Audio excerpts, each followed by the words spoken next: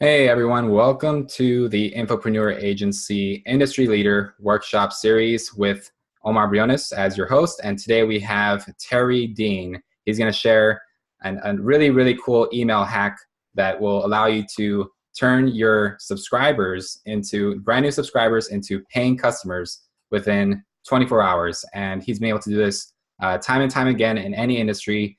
And the really big part about this is not just subscribers, but it's a really big chunk of them. It can get up to 50% of your subscribers into customers. Now, Terry Dean, for those of you who do not know, he is, in my opinion, and in a lot of people's opinions, the pioneer, at least one of the biggest pioneers of email marketing itself.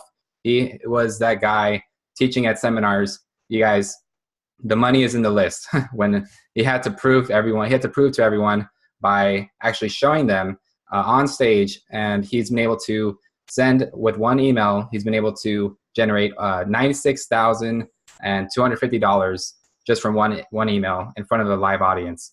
So he's been doing this for 22 years. He's been helping thousands and thousands of clients set up profitable internet lifestyle businesses with the power of email and all kinds of really powerful internet marketing tools. And he's a great guy. He's very powerful in copywriting, but he's also very generous and very helpful. Like, he actually takes care of you. If you have any issues, you can always count on him to help you out. So with this webinar, we're going to go about 90 minutes or so.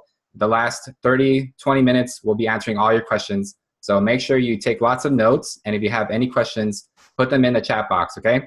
So without further ado, we're going to get right into it. Go ahead and take it away, Terry. All right. Well, I'm glad to be here, and we're going to go through a lot of different things. We're going to be talking about what was just mentioned, of how you can turn subscribers into buyers immediately within the first 24 hours. And then we're going to continue on how you're going to continue to convert those subscribers into buyers over the first week, over the first few months, how to run money on demand. I'm going to be sharing a lot of things, okay, that we're going to go through. And this is really because the presentation I'm giving you is one that I actually taught to my own members before, my own paid members. So you're getting the same type of presentation that my paid members paid to be a part of right here. So we're going to move over to, let's see, we'll share screen, because I'll do a little bit from my desktop, a little bit of a PowerPoint, then we'll move over. Can everybody see the PowerPoint slide? Yes, we can see it. All right. Okay. Right. Feel free to, you keep an eye on the chat in case there's any questions you want to bring up, or you can bring in while I'm talking also. All right. Okay. Will do. So we'll go, because again, I want to answer everybody's questions, but I won't be able to keep an eye on the chat as we talk. So the thing we're going to talk about is when we talk about turning subscribers into buyers, because that's the big deal. That's what we need to do, is turn subscribers into buyers. I'm going to talk about how we're going to turn them into buyers immediately in the first 24 hours. We're going to talk about the first 5 follow-up messages. I'm going to talk about building authority, increasing engagement, making more sales from a subscriber list. As already mentioned, I've been doing this since 1996. So I was doing emails before people even knew the power of email. That's the reason I did those examples in front of a live audience. We actually had all of those conferences, and at the conferences they said, hey, you'll actually see me. We made the promise they'd see me make $10,000 from my list. And there's a couple times I did like 30,000. There was one time I even emailed out, I actually sent the first email with the wrong URL. I told people to go buy my product at my website, and I misspelled my own domain name. We had all kinds of people emailing me to get the right, because it was to get the right domain name, because it was an offer they wanted, but I actually sent out the wrong domain name. So no matter what mistake you might make over time, know that I've done it too. I've made the same mistake, and the funny thing was, even that time I did it, it was about lunchtime, and we still had like 7,000 in sales with the wrong domain name sent out, because people, they saw that I misspelled it, and they spelled it correctly. That's kind of the relationship you can build with your list, is you can screw up, send the wrong link, and people still buy once you have the right relationship with your list. And so, as was mentioned, the biggest one was the $96,250 in front of a live audience. And again, I've been doing this for 22 years now, and I've helped clients in all types of markets, from make money to selling to chiropractors to selling tennis products and golf products. I even work with a fine dining restaurant right now that we use email heavily in his business as well, along with other marketing techniques. So I have tons of clients. We're not even going to go into that. helping them get more success in their business. But first of all, I want to talk about getting people on your list and what we do first, because getting that, generating those results in the beginning, taking the right aspect from the very beginning is really important, because that first 24 hours and even into the first 5 to 7 days is extremely important as people come onto your list. And one of the big lies that I might as well talk about right here at the beginning is a lot of people tell you, don't sell in the beginning.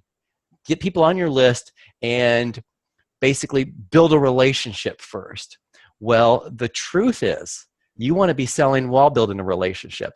And I'm going to show you exactly how I do that with both the initial, when people opt in, and how we do it in a lead magnet, how we do it with our first emails, is we're building relationships and making sales at the same time. It is a mistake. It is a lie when people tell you that you shouldn't sell in the beginning. You're training people not to be buyers if you're not selling in the beginning. We're just not aggressive, in-your-face salespeople. We are consultants who are helping people make the right decision if it's the right decision for them. That's the attitude that we're coming into, and that's how we produce sales from a list really quickly. First of all, I just put this up here because you've probably seen these boxes around on blogs, you've seen them on sites. Join our newsletter and receive money-making tips. This is not how you generate leads, okay? Nobody wants to join your newsletter. Nobody wants to get on your email list. That could work 22 years ago, but today, no one wants more emails. Okay, so the first thing you have to think about is a lead magnet, and this is important because when we get people on our list, the lead magnet is that freebie that we give away. It's some type of free information that delivers value while also sharing your marketing message. It could be written, it could be on audio, it could be a video, it could be a cheat sheet, and it could be a software. And you've seen people do webinars as a lead magnet where you're offering a webinar. People come onto the webinar, they register for it, and you're going to give value in the webinar. So it's some type of instant gratification when people get on your list. And for selling purposes, the type of lead magnet that I found working the best, especially over the past 12 months, has been short video content pieces. So a lot of times we do like a 5 to 10 minute, in many cases, a 5 to 10 minute video that's teaching something really strong piece of content that we want to give away. And many times I'll give like a 1-page cheat sheet along with it. So we have all these different things we could give away, but that's really one of my favorites, is to give away a video of value. Let me give you a couple of examples from different clients. For example, I have a client that teaches online tennis lessons. And when somebody subscribes to his list, we'll give them, I don't know the exact length, it's like 5 or 6 minutes, a free video on how to improve your toss for your serve.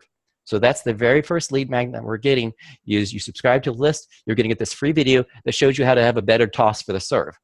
The reason we give that away as the video is that's an introduction into his first offer, which is how to improve the power of your serve. So he teaches you something that you can actually use. You actually get value knowing how to toss better to get it in the right position. And then he sells you a course on improving your serve. And we immediately go right in for the sale. And I'm mentioning that one specifically because we're usually producing somewhere between 40 to 50% of his initial sales. So that means not 50% of the entire list is buying at this point. That means 40 to 50% of the people who do buy within 24 hours because of this simple process. I'm kind of getting ahead of myself right here, but I like to share really fast value for that. And what that means is somebody comes in, they watch we'll say it's 6 minutes, it's 5 or 6 minutes or something like that, free video. Then we have this little banner that appears under the video. And this banner links over to the main sales video.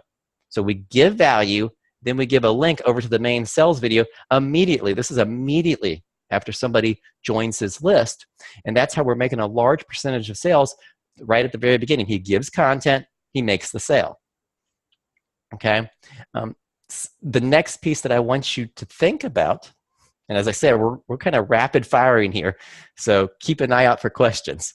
As we're going through it. I want to just for a quick point out that this is just giving you the bird's eye view, but Terry is going to be sharing some examples and actually show you the copy that he uses as well. Yes. In case you're wondering. All right. We're going to get into that in a little bit, the exact copy of some emails and why I do each piece of it. Okay, so Awesome. I want you to be thinking about who your ideal customer is, because again, I don't just want subscribers. That's the mistake everybody makes.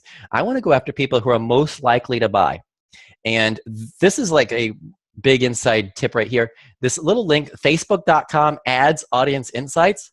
I love this so much. I do a lot of Facebook advertising. A lot of my clients do Facebook advertising. But even if you never do any Facebook advertising, I still love that website so much. For one of the reasons I like it so much is you can load in Facebook.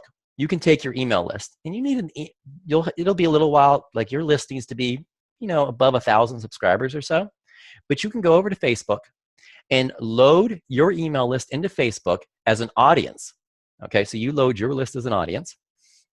And once you've done that, you can go over to Facebook Ads Audience Insights, and Facebook is going to tell you all about your subscriber list. Okay, they'll tell you all types of details about your subscriber list. They'll tell you the percentage of male versus female. They'll tell you the types of jobs that they do. They'll tell you how they use Facebook. They'll tell you the other pages on Facebook that they like, other pages that it's like. So you get to really know your audience through Facebook. Like a lot of times, something that I'll do with my clients and I do with my own list is, just as an example, I'll share from my own list. I loaded my subscriber list into Facebook. I also loaded my buyers list into Facebook separately. So everybody who's bought something from me, just so I could compare it to see what was the difference between my subscribers and my buyers. And some interesting things that came up, which actually relate to most other clients that I've done this with as well, is that my buyer's audience was older. They were a little bit older than the subscriber list. So if you looked at my subscriber list, I think my actual subscriber list for the young group of 25 to 34, for example, 25 to 34, was right around 7 to 8% subscribers. My buyer's list of 25 to 34 was non-existent in that age group. The buyers were 35 to 64. So what does that tell me? That told me that any advertising I do goes to 35 plus, because those subscribers under that age weren't buying, at least from my emails from my audience. And I've done the same thing with other clients. I had one client who sells a product that was specifically for pets. He had his list, his subscriber list, was 80% female, 20% male. When we examined his buyer's list, it was 98% female and 2% male. So the next thing we did at that point in time was we said, well, you know what? We're going to change all of his emails, and we're only writing to the females. We don't really care about the males because they're not buying on our list. We're not writing to them anymore. We're just going to write to the audience that was buying.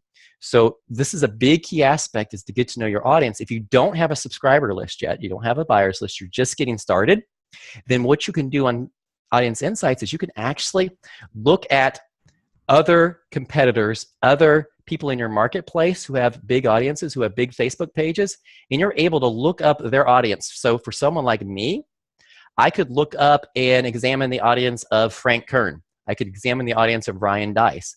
I could examine the audience of other well-known people in the marketplace if I did not have my own list to examine. And it would tell me all kinds of details about their audience, so I can get an idea of who I'm writing to. Don't underestimate how important it is to know who it is that you're writing to.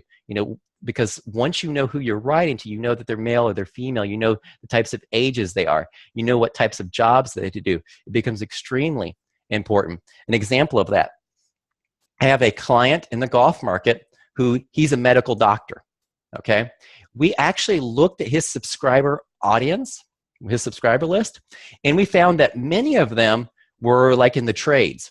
So they were, the plumbers, they were the construction workers, they were the different types of trades, and air conditioner cleaners. And the interesting thing was, once we saw that, we identified a problem that we didn't notice until then, was the fact that because he was a doctor, many of that we had to be very careful in his emails to make sure that he didn't show himself, he didn't like have a big ego in his emails at all, because it would drive away his audience. They already didn't trust doctors as much. They saw doctors as having a big ego. So we would improve his results by putting more humor into his emails, by him making fun of himself more to fit the audience. So there's a lot of little things that relate from knowing the audience. I got a little advanced at the very beginning here. Yeah, I just got to say that was truly, truly amazing stuff. I mean, this is ninja stuff right here, you know? So at this point in time, I almost always talk about the audience first. That's really important. I know that got like super advanced right there. We'll back up a little bit now for the easier side in case I might have lost you a little bit going into that. We'll go back to the lead magnet. I wanted to know who the audience was because my lead magnet, again, my lead magnet is a gift that I give when people subscribe to my list. And there's 3 purposes we need for it to make sure that we're going to make the sale. The first one is it has to attract attention. Okay, you need to do something that makes people say, I haven't seen that before. I haven't heard that before. You almost have to think about, for example, that you're in a busy expo, a busy conference, and there's thousands of people there. What can you do? What can you say? What can you offer that'll make people stop in their tracks and say, I want that. I want that gift that you have. And here's another example. I'm going to give examples all the way through it. Same client in the golf market. We have for his actual lead magnet, we do a little bit something different. We do a little quiz for figuring out, and the quiz basically is going to help you identify where there is some, if you have any type of physical problems that are causing you not to be able to drive the golf ball the way that you want. So basically it's going to spot any restrictions or hindrances that are hurting your golf game. And we just do a little quiz. So he asks some questions about mistakes like this. And after they go through the quiz, he gives them, we have like 3 different videos based on how they answer the quiz questions. And so he gives them a personalized custom video for what condition is most likely for them after this. And that grabs attention like crazy when we run his Facebook advertising because people want something specific to them.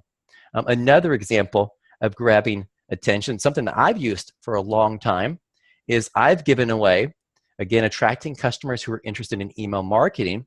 I've given away a report that gave 7 unique ways to create profitable emails, even if you're not a writer. And I gave several bonus cheat sheets with it that gave you ideas for finding emails. It gave you 64 story starters for creating stories in your emails and using stories in your emails. And those cheat sheets were a big attention grabber that I've used in my marketing. So you have to give away something that really grabs people's attention and gives them value. The second purpose is your lead magnet has to, in some way, position you as an expert on this topic. And to do that, you really need to be giving some type of contrarian content. And a good way to think about that is over in the weight loss market. I have a lot of clients who are in the weight loss market. And in weight loss, as you can imagine, we have tons of competitors.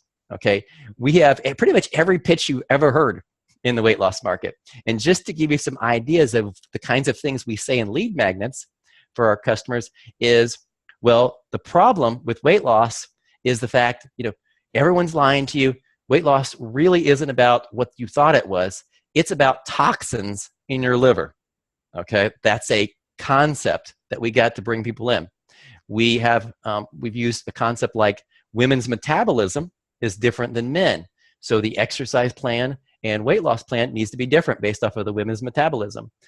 We've had weight loss as a digestion problem. So it's actually a problem with their digestion that we need to deal with. Weight loss, to deal with weight loss, we have to control your stress. We have to change your stress, especially with stress eating as a concept. See, when I'm talking about things like that, notice how we're taking the problem that we solve and we're looking at it in a different way. We're going to a different root cause. We're explaining it in a different way. And that's, again, really important so we can grab people's attention and get them onto our list on a large number. And then the third piece that we do is I like to connect the lead magnet to our first product that we're going to sell. And this is vital if you want to make sales quickly. So, for example, we've done a free video that shows a weird trick to add 25 yards to your golf drive, and that leads into a full golf distance and consistency course. My tennis client teaches you how to do your toss for the serve, and then we take you into a sales pitch, a sales video for actually improving the power of your serve. I go through and I give away those cheat sheets on doing emails, and then I take them into selling a course about a full course on email marketing that includes templates and things like that. So you can see each of these points We're giving away something of value that's quick, that's short, that grabs attention, that positions things in a little bit different light, and then it moves them towards whatever we're selling. No matter what we're selling, we're taking them in that direction in our lead magnet. And here's the simple point, and this is like super important. This is true for the lead magnet. This is true for your email. This is true for sales copy. Probably one of the most powerful things I ever learned in copywriting was this simple formula. And I think it was Gary Bencivenga who first mentioned this formula. And that is interest equals benefit plus curiosity. And that is key with everything we do. As later on, we're going to show you some of my subject lines, email subject lines that I use. And those are based on benefit plus curiosity, which means I'm giving you some type of benefit and there's curiosity built in as well. And I'm going to give you tons of examples of that as we talk about some of the subject lines. And you'll see that it's a benefit plus curiosity. We're doing the same thing in this formulas. We're talking about, for example, if we went back to the tennis program, the benefit plus curiosity is I'm going to show you how to do the toss. That's, a benefit. And then the curiosity that we build in is I'm going to give you a very specific drill that you can do at home off of a tennis court to do it with. So that's part of the curiosity that we build in. So you actually have to take this point. A lot of people know when they talk about the fact, hey, we have to give benefits. We have to show people how to make more money. We have to show them how to lose 10 pounds. Well, that's the first part. That's the benefit. But also, you're not going to attract attention unless you also have something that makes people curious enough to open the email. An example. Okay, one of the recent emails that I sent out to my list, my subject line of the email, and it performed really well, was why my wife married a broke loser. Okay, the benefit is implied that I want to teach you how not to be a broke loser, but the curiosity there is obvious of why my wife married a broke loser, which of course at that point I'm saying I was a broke loser when she first married me. At the point, that's a very much curiosity-based subject line with a benefit that's implied in it. And I have that same approach with pretty much every subject line when I review clients' emails, my own emails. I say, okay, is there a benefit and is there curiosity as well in the subject line? Do we get both in there? Okay, next aspect of our lead magnet is we're going to give value in the lead magnet. We're going to give something that's useful but incomplete. I think I heard that expression first from Jamie Brown, who actually was one of my original customers. And I heard that later from him. But useful but incomplete is what we're doing in our lead magnet and in our emails. That means that we're giving value, we're giving content, but we can naturally take them to the next step. If I took the tennis example again, here's how you do a toss. Okay, now here's how you can generate more power on your serve, which is what they really want. I give away the freebies, the cheat sheets. Here's how to do 64 story starters. Here's subject line templates you can use. And then I sell a course, and here's how we write the entire email. Here's how we produce the entire email. So the freebie is useful, but it's incomplete. It's giving them something of value, but it leads them to the next step. I'm going to keep moving here real quick. I want to give this example really fast. We'll run through it again. This is what I call the golden glove. And this is a base model that you can use for any type of selling. You can use this in your emails. You can use this on sales pages. You can use this for the lead magnet offers. And what this golden glove is just think of it as your hand. And you can remember this really quick. Okay, when we think of it as your hand, we have the problem, the promise, the proof, the offer, and a reason to act now, or the action. So problem, promise, proof, offer, action. And I review clients' emails, I review their websites, I review their landing pages using these 5 points. And I promise you, if you have a website that's not working, you're missing one of these 5 points. If you have a landing page that's not working, you're missing one of these 5 points. If you have an email that's not working, you're missing one of these 5 points. And really simply, what that means is the desperate problem means I call out who this is for and what problem we help them solve. I give some type of unique promise why our solution's different. There's some type of proof on the page. Often testimonials are what we know is proof, but testimonials are only one form of proof. You can have case studies. You can talk about your own history. You can do scientific studies. A lot of my weight loss clients, we bring in scientific studies. We put them all over their page. You have some type of irresistible offer, and then there's a reason they need to act now. It's going to disappear. The offer's over at a certain point. There's some weakness to it. So this is a base model that you could remember.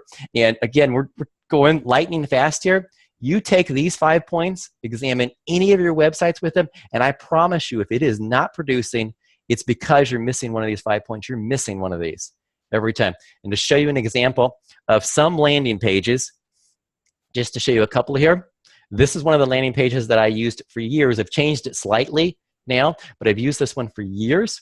And you can just see, it just said, free report, 7 unique ways to create profitable emails, even if you're not a writer.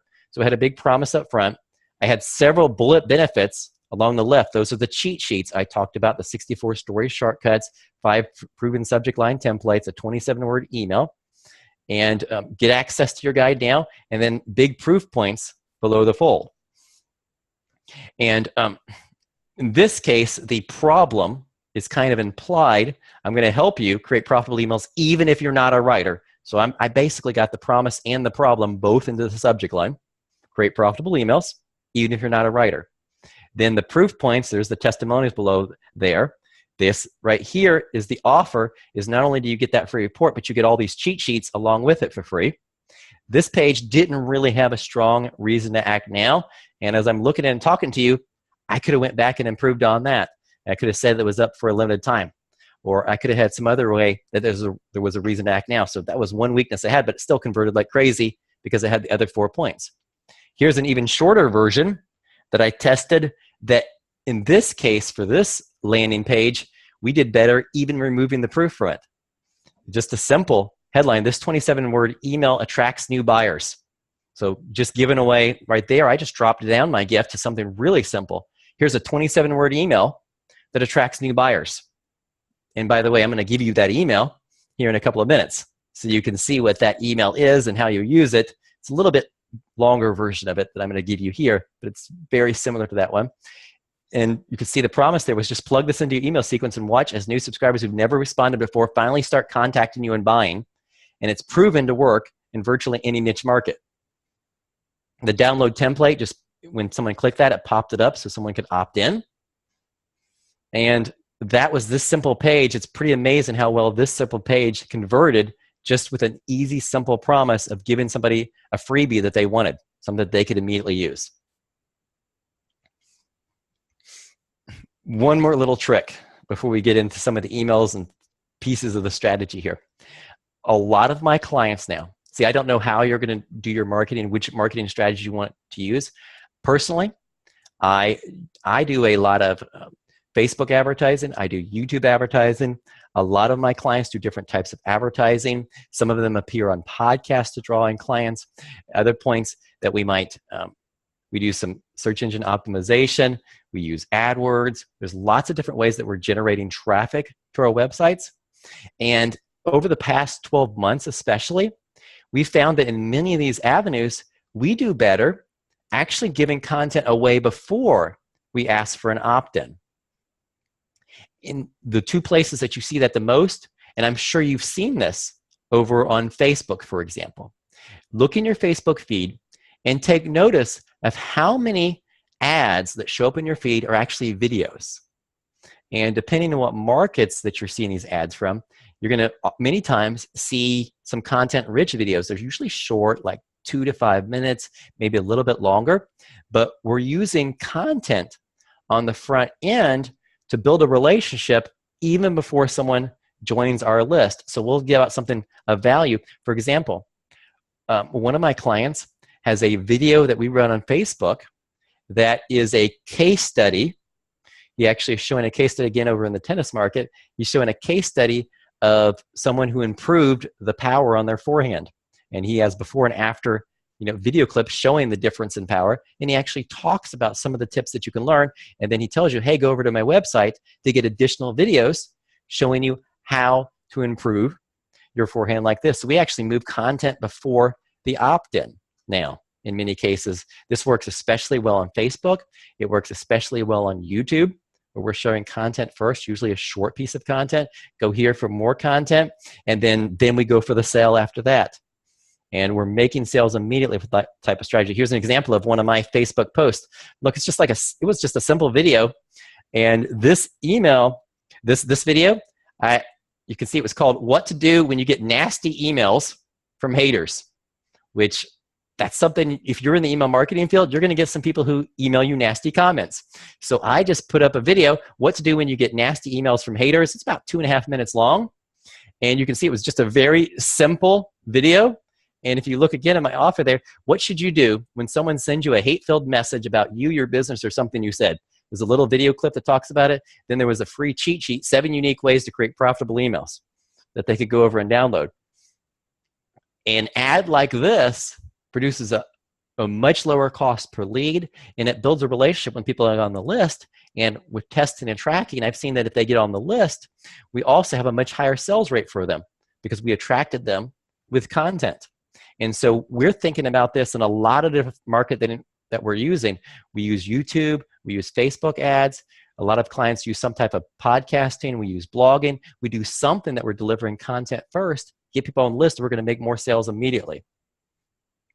Okay, so again, moving fast. Is there anything else I need to cover before we get into what we're doing after they opt in?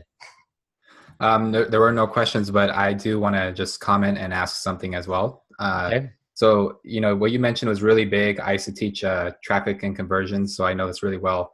It's, you can get thousands and thousands of leads, and it doesn't really make a difference if it doesn't make you money.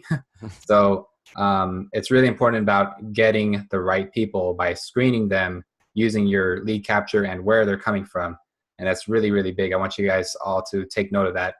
So Terry, I want to ask you, I mean, you have a lot more experience in this than me and a lot of people here. So what would you say of all those things that you've covered, Facebook, YouTube, podcasting, what do you think has been the most impactful in your conversion of sales? Well, that's actually an easy answer there is, for me personally, my YouTube ads are the most profitable. And I'm saying it with the, not just for me, but several clients who have very high volume advertising. We convert on an ROI basis better on YouTube than we do just about anywhere else. And a good example to compare that to right now is because we do a lot of Facebook advertising as well. Facebook advertising is easier to start with, so we like it for that purpose. But pretty consistently, clients I have who are advertising on both, they earn a higher return on investment on their YouTube ads. And the reason I think that is because someone on YouTube is specifically searching for information on a topic. You then run an ad, you get some interesting information, a benefit plus curiosity in front of them in a short video. So you're giving them exactly what they're looking for, and then you ask them to go over to your website to get more of the same, which is what they're searching for. So you get basically a lead that's very interested in the topic already. And I mean, our opt-in rates with YouTube in many cases are 40 to 50% of people who go from our ad on YouTube, go to our landing page, they opt into our list. And I mean, it's quite often that we're really getting our highest sales. I mean, there's many cases we are breaking even on our YouTube ads that first day. Okay, and what I mean by that is that we get enough people to join the list and buy the product that in some cases, within 24 hours, we paid for the ads. And then everything else from then on is profitable. And I can't say that about Facebook, and I can't say that about the other ads that we've been using. Awesome.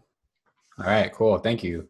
And you guys, remember, keep putting your questions in the chat box, you guys. If you want to ask some questions here, just put them in the chat box and we'll get to you, okay?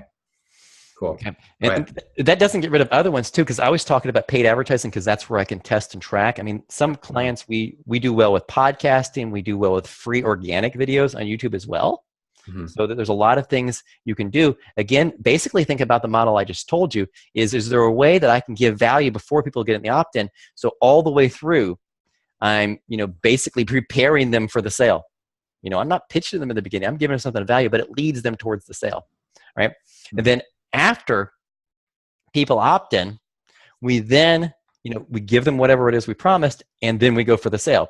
And everyone says, hey, you need to do double opt-in, but you want to know the honest truth from high volume advertisers is most of the time on our high volume ads, we're running single opt-in. And we have trouble getting double opt-in to work on Facebook ads, AdWords ads, YouTube ads. Pretty much most of our paid advertising, we are running single opt-in. No matter what anybody tells you about why you should use double opt-in, we're running single because we have a lot of trouble getting double profitable. That's because we cannot get people to confirm at a high enough rate when they came in just from a paid ad. So I have in my own email list, I use Aweber, but it doesn't matter what email system you're using. I have a double opt-in list. I have a single opt-in list. The double opt-in list is used on my main website. It's used from my blog. It's used if I'm on a podcast, if I'm on an interview or something like that. I use the double opt-in list. The single opt-in list is people who are driven from paid traffic. Nice. So with a single opt-in, and you'll find that most email providers do allow you to do single opt-in as long as you keep your spam rates down. People complaining about spam, and you can do that with the email system I'm going to show you here in a couple of moments of how to do the right emails. So somebody signs up for my list. It's a single opt-in list. I will give them the freebie. In this case, the one I'm showing is one of my download pages that I've used for quite a while. And you can see I just here's the freebie gifts. Here's the freebies that I promised. There were several freebies that I promised in this. I asked them to share this resource with their friends. Those share buttons are actually set to share the opt-in page, not the thank you page that the person's on. So if somebody clicks it, they're actually sharing the opt-in page for people. And then if you'll notice in this page, the headline for my sales copy is immediately after the free gifts. And if we scroll down on this page, you see the rest of the sales copy is underneath it. I'm going for the sale right there. And awesome. So you go, here's your gift, here's the sale. And I told you for the video, if I have a video opt-in, we'll do, here's your video gift. And then usually we'll have it appear, we'll have it programmed to appear a few seconds later, or even a couple of minutes later, and we bring up a little banner that talks about the headline and then takes them over to the main sales page. We use that with the videos, and you can do those little delays in most of the website building tools. Optimize Press does it, ClickFunnels does it, most of the lead pages does it. You can have it so it delays a banner, so somebody can get into the content first, and then we bring up that banner afterwards, and you can do that on most website building tools. Okay, so that's the single opt-in side. Double opt-in, the thank you page is going to tell them to go back, to their email. It's going to tell them exactly what they're looking for. Go look for this subject line, confirm, and then after somebody goes and confirms, they would be taken to this page, the same page I use for the single opt-in. So just understand that's the process we're doing. I'm trying to take you through the whole process we do as we make the sales here. Now, let's go into the email sequence itself. Let's actually show a little bit of that here. All right, so somebody gets on my list. And the first 24 hours is super important when they get on my list, right? So here's the confirmation. It's a double opt-in list. And here's the confirmation method I use. It's real simple. Most email providers is going to have a section that you can't edit, like this section on Aweber you can't edit, but they do let you create your top section. Never use the default. Always customize it to what you're doing. Really think about this with anything you do online. One step to the next, everything has to be congruent. So, example, my clients do a lot of Facebook ads. We test images on Facebook, which image is going to produce the best results for our ad. Once we find an image that's working, we will take that image and stick it on our landing page. So when we first started, we didn't know which image would produce best, so we make a choice of which one we think will work on the landing page. Once we've tested it and we know on Facebook, we then move that image to the landing page. We do tests like that through a whole sequence. So I might test the headlines or the offer that we're doing, and then you can see this subject line says response required, 7 email stories that double profits today. Gift. That's because this email matches up to the 7 unique email stories that double profits today. Gift that they just signed up for on that opt-in page. Plus, you'll receive the 5 free cheat sheets, including the 64 stories shortcuts. You can see if I went back on my slides and showed you the opt-in page, it's matching the bullets on the opt-in page. I'm reminding them of what they signed up for. You're going to see that people forget what they signed up for. And when you're doing double opt-in, you really should expect about a 60 to 70% confirmation rate. And as I mentioned, if you can't get 60 to 7%, which sometimes we can't get on paid advertising, you're going to be better off in the single opt-in on the list with what you're running. So you're looking for like a 60 to 70%, and that pretty much runs across markets. So that's the confirmation message. Let's go to the first message. Okay. And you'll see the first email message that I send them sends them back to the thank you page. I am again reminding them of what they signed up for here. It's in the subject line in the first email. I remind them what the product is in the first little sentence. You notice there are also a few other naughty little surprises I've reserved for you here at the thank you page. That's just getting a little humor and a feeling into it. And you'll notice here I say you get a complimentary PDF version of my $29.95 per month hard copy newsletter. That's because this is a product that I'm going to be selling them right here. So I just want them to know, hey, this is a free copy that you're getting here. And now here's where a lot of people make a mistake. They don't sell someone on reading their emails. So in my very first email, first I'm going to get you back to the thank you page, because remember, once someone goes there, I make a sale. Then I sell them on the email. So the rest of this first email is selling them with bullet points. Remember, benefit plus curiosity, bullet points of what I'm going to be having in future emails. So if you look at all these are a benefit in heavy curiosity. For example, why passion is a horrible way to choose a market and what virtually guarantees online profits instead. That's because everybody says, hey, you should follow your passion. Well, I think passion is a horrible way to choose a market. And so that's a benefit plus curiosity. It stands out.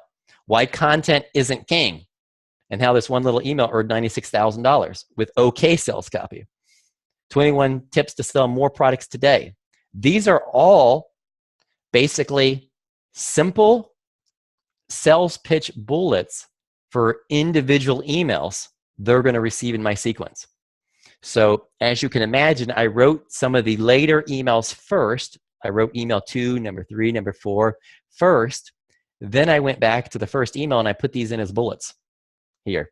And that's a model you want to think about. So your first email is go get your freebie. Again, tell them exactly what it is. Resell them on the freebie. Then the next step is sell them on staying on your email list and reading your emails. And you notice here, I still tease this. Wait till you see the other gifts. I have the other gifts coming soon. And here, I'm not being aggressive on my list, but I actually give a PS that gives them 2 ways that they could join me for coaching one way or another. I have my full coaching. I give one-on-one mentoring. We actually call this is an advanced strategy again. For most of you that are on this program, you would just want to have one offer in the PS. And for most of the people here, this is an advanced strategy that's called anchoring. So I actually this is the very first email someone getting. I say option 1 is they can hire me for one-on-one mentoring.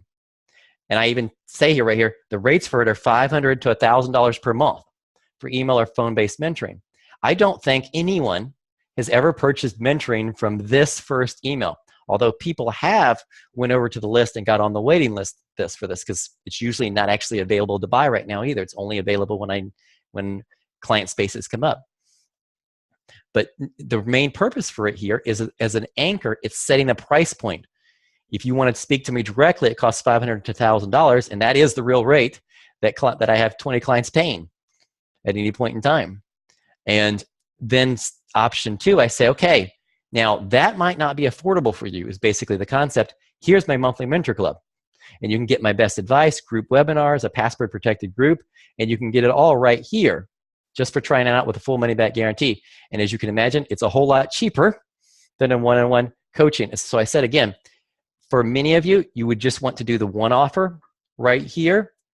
In my case, I use the anchored offer because then it makes the purpose of it is to make the mentor club look much lower cost in comparison, which it obviously is because it's a group program.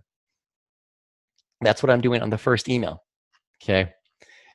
The second email, and this is similar to that 27-word email that I mentioned in one of my opt-in pages.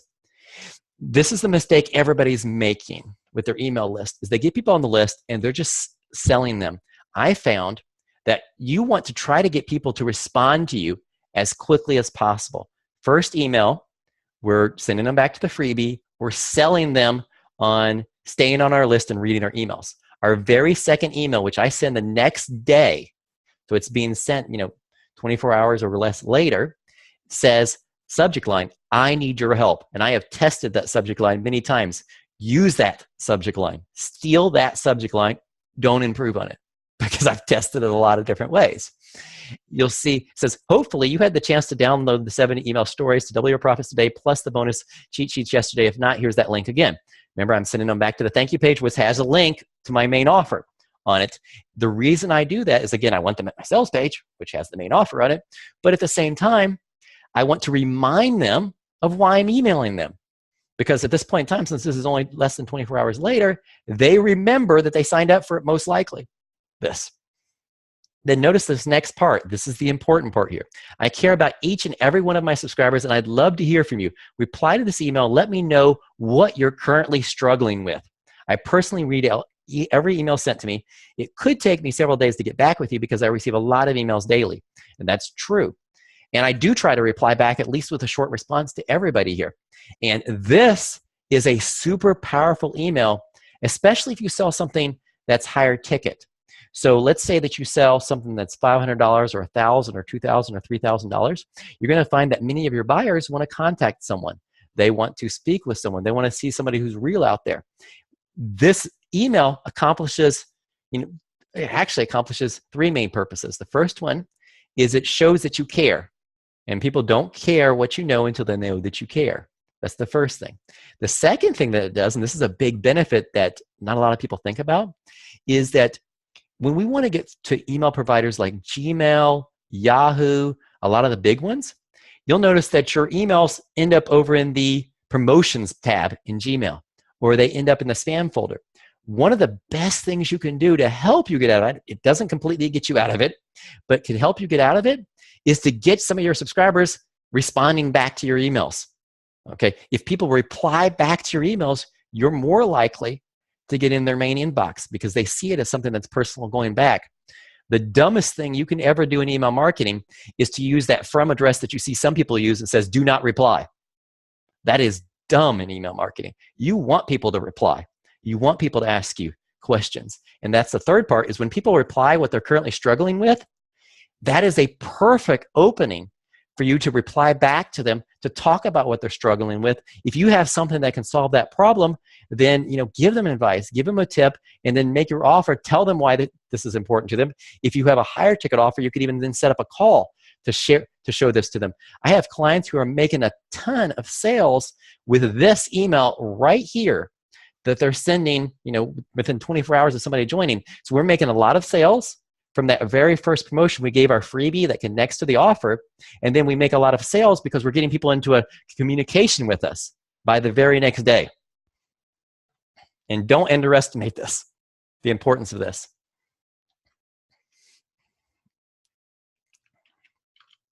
Okay, let's continue on. So that's email 2 for the sequence. Let's go to email 3. And this is a model that you can use for different emails. Challenge common wisdom. I call this, we're just going to challenge common wisdom. What is something in your market? Basically, think about your audience, think about your competition, think about people in your market. What is it that everybody says, or a lot of people say in your market, that you don't agree with? I mean, I specifically look for things that I disagree with. And in this case, you can see I did subject line, is a niche market worth your time? That's how I did the start of this email. So I'm attacking, I'm talking about the niche market. I'm talking about the follow your passion type subject right here, how everybody says follow your passion. And I go into talking about why I don't believe just in the follow your passion market. And I'll tell you where it really comes into, I believe in finding a hungry buying audience. Now, if you're passionate about the subject and you like the subject, that's all good also. But I want the hungry buying audience. Okay, I want an audience that's proven to buy and that I can find a lot of them. That's what I'm looking for. So, and see, this email even comes in, what if there was a guy with a gun threatening to end your life if you didn't get results in the next 30 days? You can bet your booty I'm not just going to follow my passion.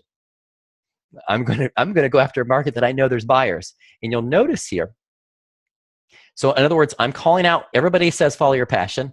I tell you why I don't believe that's true. I then tell you a personal story. So you can actually say the model here is, okay, common advice, why I disagree with the common advice, personal story for it that backs up this point. And then I give the point of what the truth is. Find a hungry crowd that's already buying. Okay, quit looking for an empty market. Competition is a good thing. I give other details here. And then I go in here and I'm making an offer at the end here. And here is a coaching offer that they get followed up by a testimonial. The big point that you want to model from this third email is major wisdom that everybody talks about, major topic everybody talks about. You describe it. You say why you disagree with it. You tell a personal story to go into it. Then you can go over to your offer. That is the third email. That's what I found working for the sequence. And then I've tested doing these in different orders here. Email 4, useful but incomplete text. Hey, here's that statement that you heard me talk about earlier. 3 ways to uncover your buyer's secret language. If you'll notice, that kind of matches up with the last email where I said I want to go after a hungry audience. Now I'm giving tips about going after a hungry audience. And I start off this email with a question. I love starting emails with a question. What if your best customers offered to write your websites and your emails for you for free? They write the exact words to lead them into a buying decision. And then basically, I'm the first few lines here, I'm selling you on reading the email. No more stress. I'm telling you what the benefits are of reading the email. And then I go into how we discover Amazon, the secret language from buyers. We use Amazon. I'm actually giving content pieces here. We do it on forums. We use Twitter search to do it. And then here again, down in here at the end, I'm making an offer here that connects with tapping into the customer's buying language. And you can see here, if you'd like to hit the ground running and discover how to immediately tap into your customer's buying language, check this out. And then I'm giving the pitch here. So what you'll actually notice on my emails is, have you noticed that of these 4 emails so far, none of them is a pitch. I'm not pitching you. I'm not selling you. I'm building a relationship. I'm giving content, but everything leads towards an offer. So the way I think about this is I give entertaining content. You can call it infotainment. So my email sequences are infotainment that always make an offer. So it's entertaining information that makes an offer and makes me sales. That's how my email sequence works. And that's how you build relationships while selling. And you get people to thank you for sending them an email that sells to them.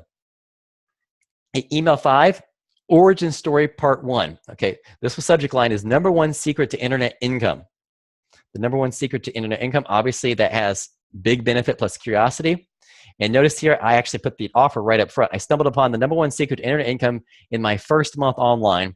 And then I link over to my autoresponder course. I said to myself, okay, and then I talked about my story right here. But it wasn't until 6 months later that I realized just how powerful the secret was. I talked about delivering pizzas for Little Caesars for $8 an hour. I talked about how hopeless I felt. Basically, I'm talking about the problem. I talk about how I came online.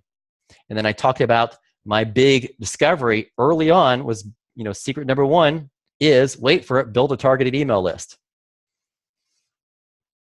And so I'm giving, again, value and content, going back and making the pitch again here. So I made the pitch, gave content in the middle, made the pitch again, and it's all based on a story. Again, that's a mistake people make, is they go for a sale when you're much better off giving a story. So I'm kind of flying through these because I'm trying to give so many different things here for this. Yeah, you're good. Okay. I had a question. I mean, this is really, really good stuff. And, you teach some of this in your course, so I know it, I'm pretty familiar with it. I just want to point out, so I had some questions. First off, to me personally, when I read my emails, I'm not really a big fan of long emails. So I don't really like pay much attention to it if I see it's like it's gonna take a long time to read, like more than 5 minutes. Then I'm just curious, like what in your experience, I know you send that all the time. So I don't know what works. I mean, do you see any difference in like long versus short emails? I find that the emails that actually work best for me and most of my clients are usually somewhere between 250 and 600 words. Okay, so that's where I'd put that in. Okay. A lot of that depends on what, on your ability to entertain and get stories in there. Okay, the more stories you include, the more likely there's a story or a history or a case study, the longer the email can be and hold people's attention. So my emails often go a little bit on the longer side, like 400 to 600 words. A lot of times I'll have my clients, they're doing more like 250 to 400 words. And I find that's a good balance when I teach others, is kind of the 250 to 400 word level, which is enough to give some piece of entertaining content to tell a little story. And when I say tell a story, right here I'm talking about my origin story when I first got started. Sometimes my stories are as short or basic as I talk about something my dog did. I talk about lessons, like I have an email I sent out, marketing lessons from my dog. There's just little, it might be something you saw the waiter do. There's little personal stories you can tell just from your day-to-day life. If you do that and give the information, a lot of times that 250 to 400 words is really good. I find if we go shorter than that, you can get people over to your website, but you don't really have the relationship building aspects. And the system I'm trying to do is I'm trying to make sales that first week and years later. I mean, I have people who've come to me. I have people who've like joined my coaching program and then stay for 5-6 years in my coaching program. They never bought anything else, and they were on my list for a couple of years. And that means that because they're in my coaching program for 5-6 years, they've spent $50,000, $60,000 with me. And that's after being on my list for a couple of years. They joined it. Right on. Another quick question. What do you say about people using templates already pre-written, and I mean very little customization, just like swipe files from affiliate marketers and just putting it in there? My answer to that is if you do that, you are not building a relationship. I do not like totally pre-written templates. I'm going to say that, and I'm going to show something from the program I have of my own program, okay, which you know about this yourself here. I'll show it here just as an example here, and I'm doing it because you asked the question, okay? You said somebody, so they're just going to grab an email that somebody wrote for them, and they're going to stick it in and plug it in. That does not work, for building the relationships, because all you're doing is sending the exact same thing that 100 other people are sending. 1,000 other people are sending. And if you're on a list, think about it as a customer. Please think about it from the customer side. That's what I'm constantly thinking about. I look at my clients, I look at my clients' websites, I go through their funnels, and I'm thinking about it as a customer as I go through it. I'm like, okay, 98% of your audience is, 45-year-old female. So now I'm a 45-year-old female. I've got to get that into my personality as I go through this. And I'm thinking about this from the customer side. Think about that from the customer side. If you just publish the same email that 10 other people are sending, you send the exact same email as 10 other people, are you going to stay on that list? I'm not.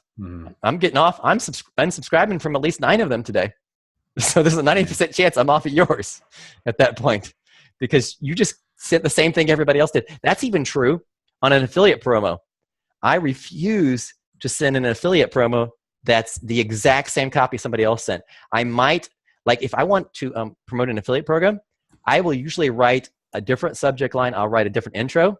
I might take the exact same bullet benefits. I might copy their bullet benefits over and use those because I don't want to write those. But I'll hook a little bit of my own story in. Like an example, I did an affiliate promo not long ago. It was a software program. The very first thing I did is I got the software myself. I tested it, so then I could send in an email telling about my test results. Okay, so that's how the start of my email was. Hey, I just got this and I tried it out. Here's the results I got from this. Okay, and then I copied his bullet benefits after that to sell the product. So that's how I did that. And I'm showing you a template here. For example, I just showed you what we do in email 1. So this is in $1 million emails. This is a bonus I give with my email marketing course. And in it, I give you my exact email. So you could see this is the exact email I just showed you for my thank you email. And then I show you, here's the template you're going to use. I don't want you to use my exact email, but here's how you use it. So the title of your gifts, whatever your gift was, you put it here, info you requested into the subject line. Thank you for requesting, whatever your title is. Download it here along with a few other naughty little surprises reserved for you. Give your link. Then you give them a quick paragraph about what the gift will do for them. Okay, this is where you put your benefits. Notice here, over the next few weeks, I'll be sending you even more free tips and techniques too, and then you'll say whatever your big benefit is to, lose 30 pounds in the next 60 days. Whatever your benefit is, you put right here. Here's just a taste of what's coming soon. And then you'd give bullet benefits of some of the coming emails, and then you see, so here you can see mine is a mixture of here's what you want to do, here's what you put in of your own information, and that's what can work, so that's kind of like a mixture, but this is what can work for you. And see, I do that for the other emails as well. Things like this one, here's my email of how we do the contrarian content. You can see this is my actual copy. And then here's how you do it. And, you're going to change this here, but you can use part of my text. You can use part of my text here, and then you add in your content here. So whenever I have these spots, you add in your content piece here. So that's how I'd recommend people to do it. Even if you bought someone else's kit and they told you to use it exactly like this, I would still make modifications to it because you do not want to be publishing the exact same thing as anyone else. Right. Gotcha. So Terry, is there any other more things you wanted to share in this webinar? Just curious. Before as we go over to the Q&A, I would like to tell a little bit about this course just real quick, and then we can go to Q&A and ask questions for it. Just Definitely. Real quick. Here, I want to show this piece right here, which is just a simple thing of some of the ideas you can send out for emails. Okay, when I send out emails, there's all kinds of ideas I can come up with. I love telling personal stories. This is probably my favorite. I'll tell a story about a mentor I had. I'll tell case studies from my clients. I'll talk about my family or pets. I don't have any kids, so I talk about my dogs. If I had kids, they would get featured in emails. I'll share someone else's story. I'll share a quote from someone else, some famous person. I'll tell, mistakes. I like to talk about mistakes I made, which really personalizes you. Hey, I made this mistake. And here's how I learned this by making this mistake. I'll send out emails that link to multimedia, like I'll link over to your YouTube video or I'll link over to, a podcast or something like that. There's a lot of different ways. A lot of people's like, well, what do I send for email? There are so many different ideas you can have for emails. I love controversies. I like to make rants. Some of my best emails are when I'm mad about something. So I am mad because I saw, this sometimes gets me in trouble, but let's do it anyway. For example, I wrote an email because somebody was running a promotion and they were promoting the fact that, they were going to teach you how to, it was one of the big JVs that was all over the internet at the same time, like everybody's promoting this. It was a course about how they were going to teach you to generate organic SEO traffic. And I saw the results that they showed, the proof that they showed it wasn't organic traffic was their example. And what I mean by that is organic traffic slowly builds up. They actually showed proof points of they had no traffic and the next day they had like hundreds of thousands of visitors. That was not organic traffic. So I ran a rant. So everybody else is promoting this course and I ran a rant of how angry it makes me when people lie in the results, when they're lying about what they're selling. Okay. And that does get people mad at me sometimes, but it builds such a strong relationship when you rant about things that are wrong in your industry, whatever is going on, or you can just be upset about something, and take a stand. Whereas I marked here as one of the notes, or pick a fight. I pick fights also. And that doesn't necessarily mean I pick fights with individuals. It means I pick fights with lies that are in the industry. Like you would just ask me the question of, hey, can we just buy the email sequence and put it in? No, you can't. And I've written emails about that and why it doesn't work and why it actually, degrades your value. If I send an email that people know is written by somebody else, I've just knocked myself down in the category of being an authority. I'm a copy, not an authority. And, it doesn't really matter what market you're in, what you're selling. You need to position yourself as an authority for it. And so, see, these are just some ideas for it. But I want to talk about the course real here. I have a course called Autoresponder Alchemy that helps you train your subconscious by modeling, not copying, modeling my personal collection of 80 emails already proven to generate sales. I have lots of clients with testimonials. We're not going to go into those. Michael Beck did six-figure business his first year. Marcus Santa Maria talked about how he had a coaching program, and he only took one email to fill his coaching program, to use the email that I helped him do. And in this course, I actually go through several modules here. The first module talks about the $1 Million emails. It takes you through those 80 templates. It shows you how to use them. I call it training wheels for you, because you get to use my mixture of, here's what I've written for you, here's how you come up with the ideas. You fill in the blanks, essentially, to create your content here, and you create emotionally engaging, entertaining, and profitable emails doing that. And the funny thing is, I've had some people, buyers, send it over to me, send the emails that they've written, and there was very little I ever wanted to change from the emails they created when they followed the templates to do them, because it really gave them the pieces that they needed. The second module talks about hidden reasons why prospects buy. Some of the things I talked about early on in this webinar about knowing your audience, how to speak directly to them, how to find out what they really believe and think, and what stories will influence them. I talk about that in the second module. Module 3, I talk about the email superhero method, where I give you techniques to position yourself similar to superheroes. I'm a nerd. Let's just be serious about this. I'm a nerd. I love superheroes. They've been around for 80 plus years for someone like Superman. And there's reasons why they're so powerful. There's 7 different reasons they're so powerful. And I show you how you can use the 7 superhero method to brand yourself as an authority using the same techniques that were used for superheroes like Superman to build an audience. It's really easy. It's really fun. It's nice to do. Module 4 shows you how to do emails quickly, 30 minutes or less, to write your emails. It gives you my personal list of questions to help you come up with hidden selling stories.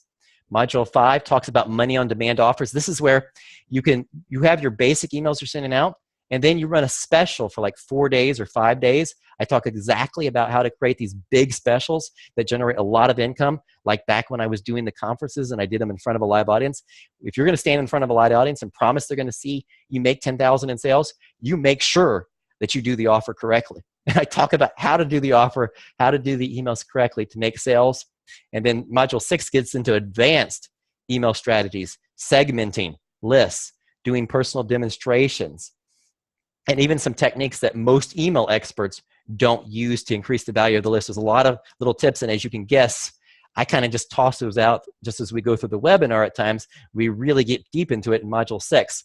And then the big bonus people get with the course is they get my 80 email templates, all templated out like I just showed you. Here's the email I wrote. Here's why I use the email. Here's the template, how you use the pieces, my text, and what you put in each spot, and still make it your email. And then there's also a 30-day money-back guarantee on the course. And if you want it, you can go over to infopreneuragency.com/Terry to get this course. And it's just 2 payments of $99 or 1 payment of just $179. And I don't know if you can do this or not. Would you be able to delete the next 30 seconds so I can give an extra bonus for a short time? If you put this yeah. Okay. Just pause it. Hold on for a moment.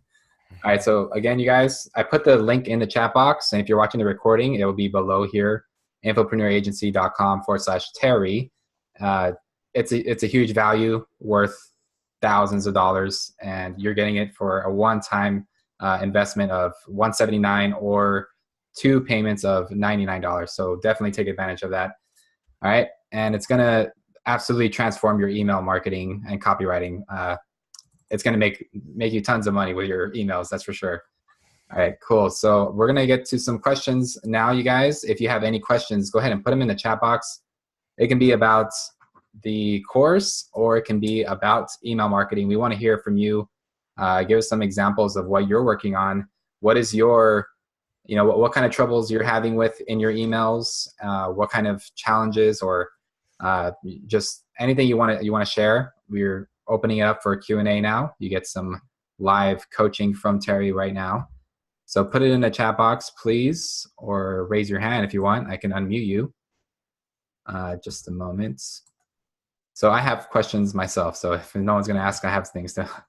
Well, I see one question that came up a little bit ago that said, do you notice a difference in conversion between double opt-in and single? That came in earlier. And the answer there is the double opt-in versus single, double opt-in is going to have a higher open rate and click-through rate because obviously single opt-in, they're not quite as qualified. And so if you have a single opt-in list, you can expect your open rates to be maybe 30 to 40% less. But again, see where it's matching up is I told you for a double opt-in list, I like it if I can get 60 to 70% confirmations.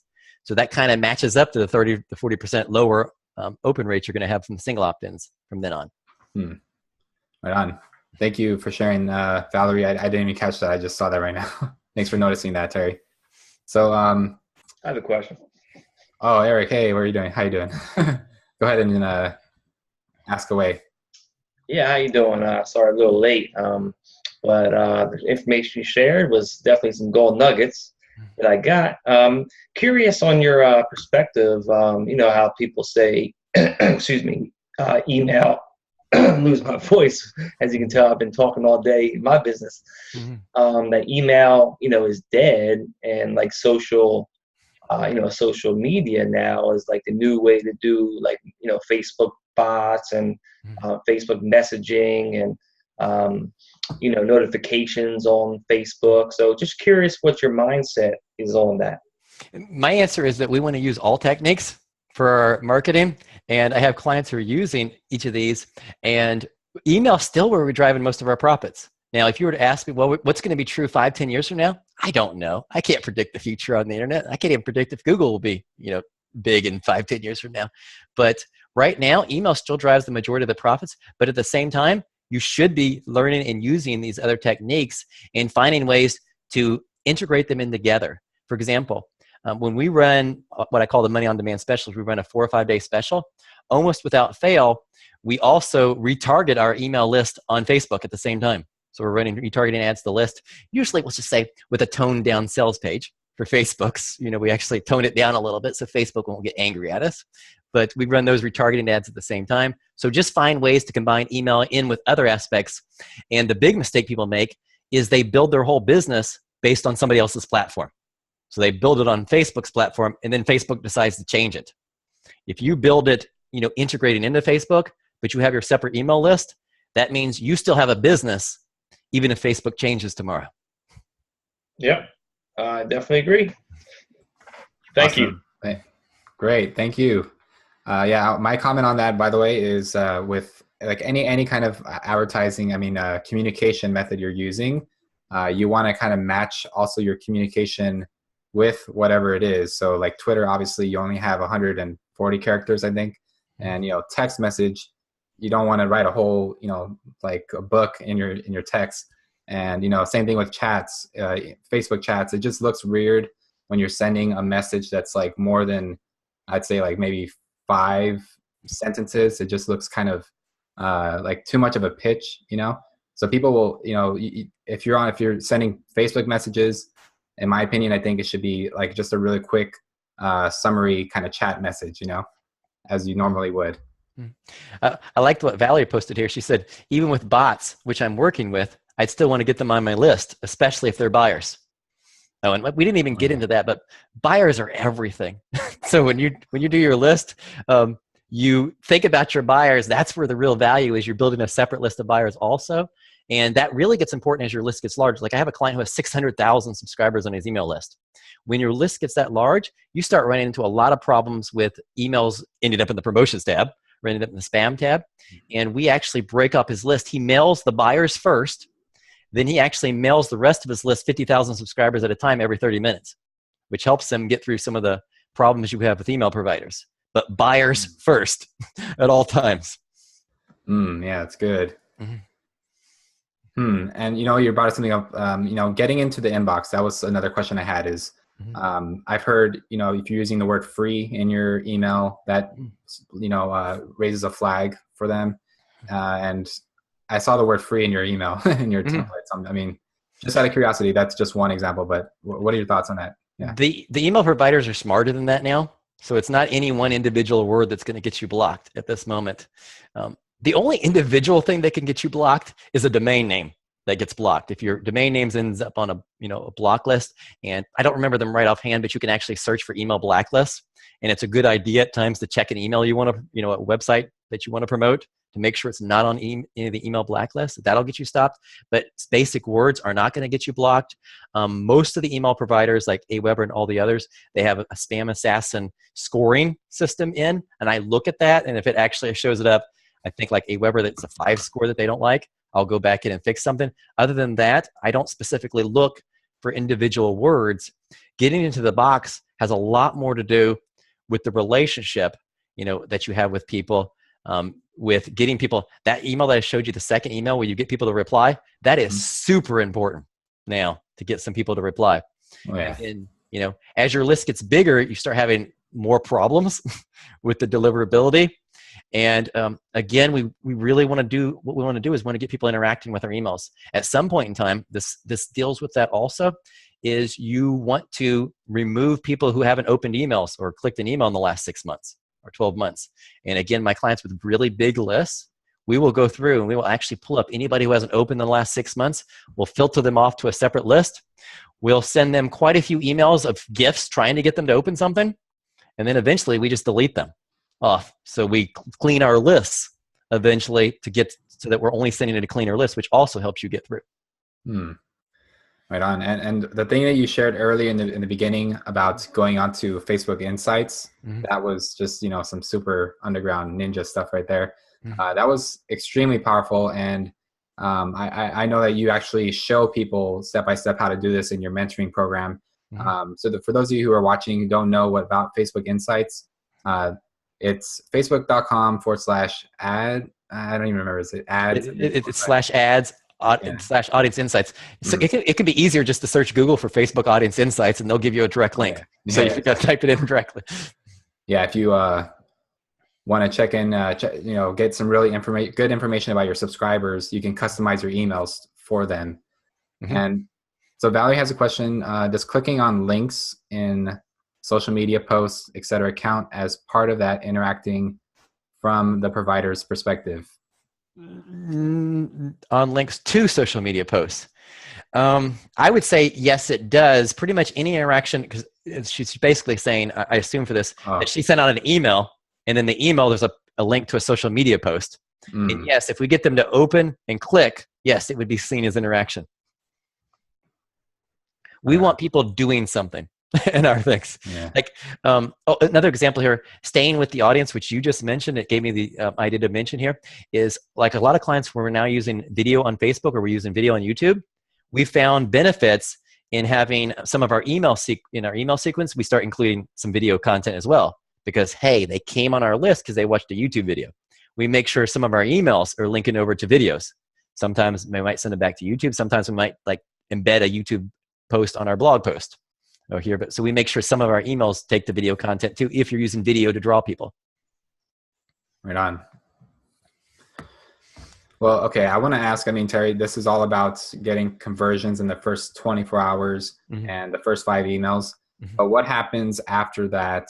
What do you do? Because I already kind of know the answer, but I want to hear from you again. And everyone else. Okay, what I do is I continue the same approach, the same types of emails you just saw me sending, I extend them out. Like I just showed you my origin story, which is part 1. That means there's a part 2 to it also, my second part of the origin story. I continue it out.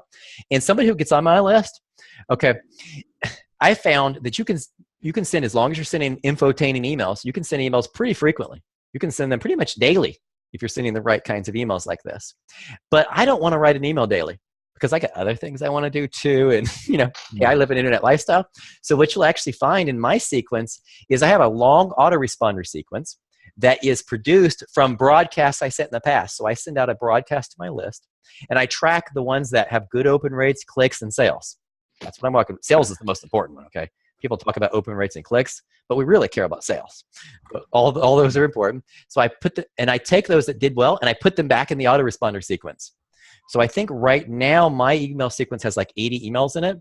And I like to send new emails. So ones I personally write now, I send them on Tuesdays and Thursdays. So I have an autoresponder sequence that's programmed to go almost every day, but not on Tuesdays or Thursdays, because that's when I send out new live broadcasts. I have clients who have email sequences that go out up to 5 years now.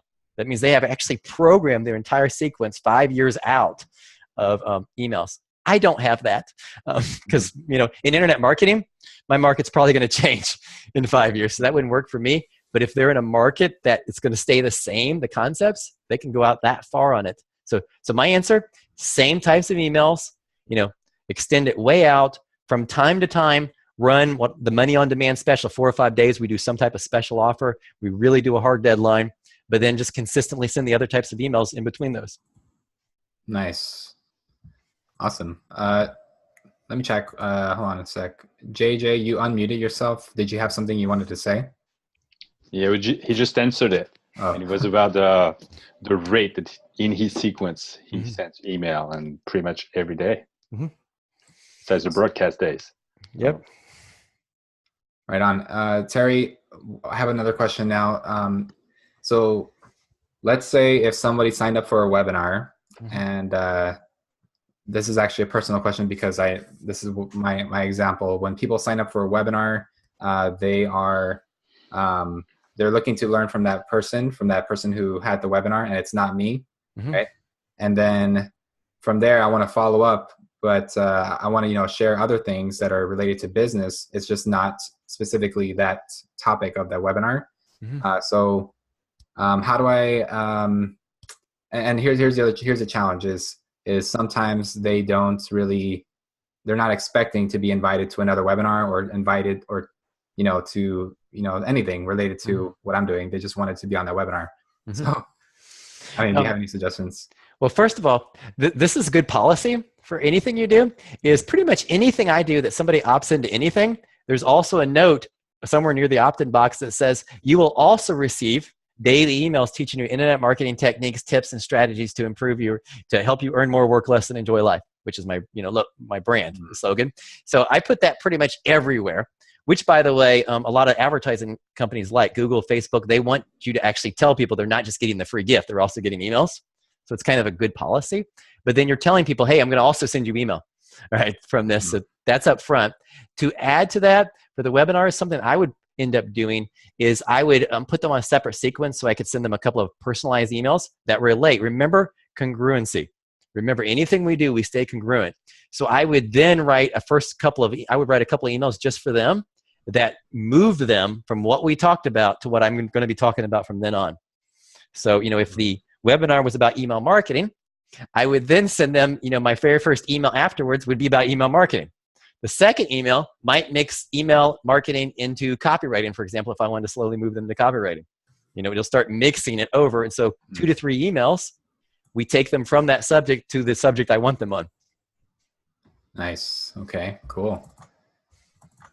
All right. And so here's another example. So if somebody signs up for a software product, they sign up for a free trial, and now they're on a list, but it's let's say, for example, a Facebook marketing software.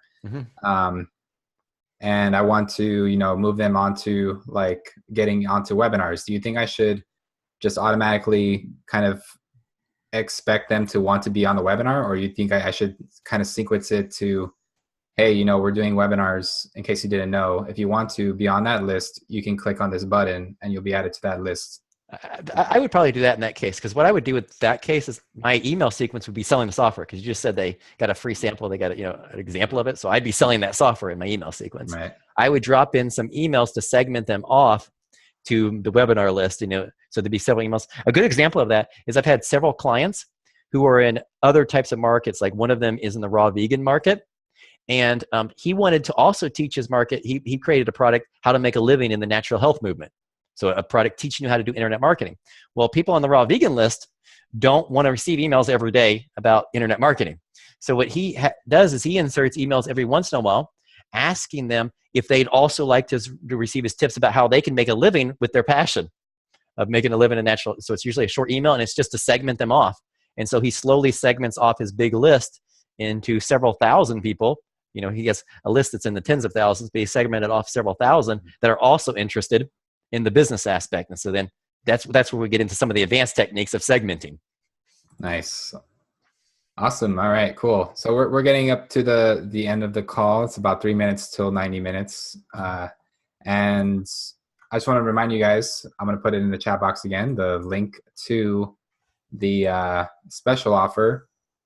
It's Actually, I mean, you guys, I have, like, again, I've gone through this so many times, like this actual course. It's a huge lifesaver. It's like a Bible for me. Here, and put that link in there again. So go ahead and click on that link and sign up, because it truly is going to be amazing. And I didn't mention this, actually. If you ask questions, it's an actual course, and you can ask questions below each of the training videos. And Terry does pop in there and answer them, every once in a while. I don't know, Terry, how often do you actually do that? Most likely, if they answer a question Monday through Thursday, I will probably answer within 24 hours. So if they ask a question Friday, probably answered Monday. I actually have the question set. So if they ask a question, I get emailed. So it ends up in my email box too. I don't have to go over there and check for questions. Nice. Right on, you guys. All right. So if you have any last questions, this is the last chance to ask.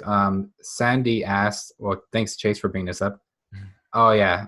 And yeah, Sandy asked if there's a copy of this, and the answer is yes. You will get the recording as long as you're registered.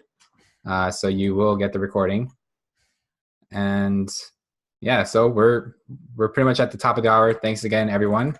Let me know if there's anything else I can do for you. Just reach out to us at infopreneuragency.com/support. And again, Terry, can we get in touch with you if we have any other things? We want to reach out to you on Facebook maybe, or probably the easiest way to reach me is to just email me at terry@mymarketingcoach.com. Okay, cool. All right, guys. Thanks again, everyone. And thank you again so much, Terry. This has been awesome. We're getting a lot of great feedback, as you can see. Everyone loved it. And thank you again, everyone. Have a great rest of your day. And let us know if there's anything we can do for you, okay? Thank you. All right. Bye, guys.